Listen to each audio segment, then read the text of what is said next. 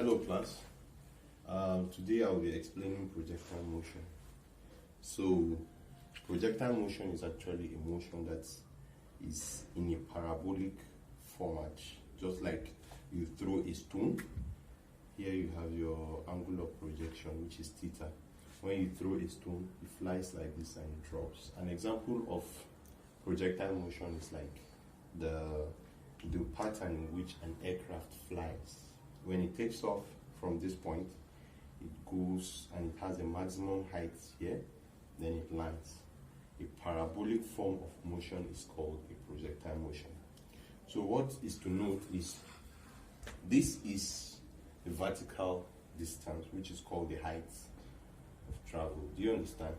Then you have the horizontal distance, this which is on x-axis, and it's called the range. The range covered is the horizontal distance. So the next that we have are the formulae for projectile motion. As you can see, for us to determine the time of travel, we have t is equal to 2u sine theta over g, which is the time, and we have range r to be u squared sine 2 theta over g. This meaning whatever you have as your initial velocity, which is the u, you square it and you take the sine of the 2 theta, which is the angle of projection, you multiply it by 2. If you have 30 degrees as your angle of projection, you multiply it by 2, then divided by g. G is acceleration due to gravity. And h max is the maximum height traveled or attained. This maximum height is u squared sine squared theta over 2g. You can see the difference between the formulas. For time is just 2u sine theta over g. For r is u squared sine 2 theta over g. And for maximum height is u squared sine squared theta over 2g. As you can see, these are the formulae for projectile motion. Most students mix the three formulae. It's actually simple to remember. You know that t is the 2u sine theta over g. For range is u squared sine 2 theta over g. It's only maximum height that has u squared and sine squared theta and 2g as the denominator. So when you know this, and I think by the time I solve 1 or 2 questions, we'll get acquainted to the formulae. In a question like this, it says an airplane took off at a velocity 30 meters per second.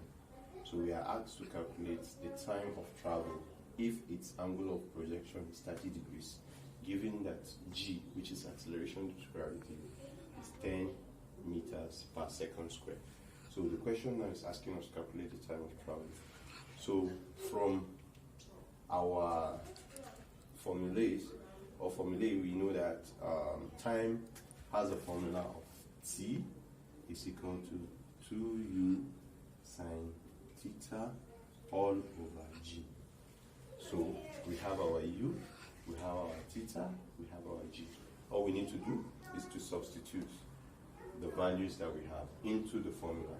So we have our time is equal to 2 times our u is 30 meters per second multiplied by sine 30 degrees divided by 10.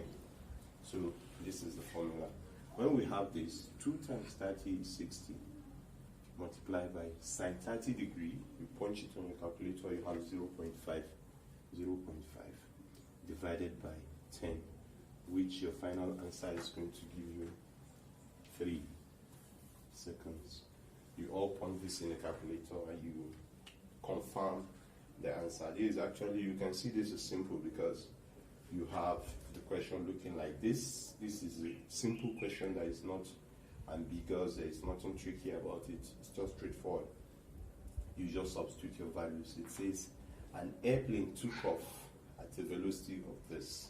That means the airplane has to run to a certain velocity before it takes off. And projectile motion, the reason why here is no v, it is u, is because the initial velocity of the travel have to be tangible. It have to be something that is not zero.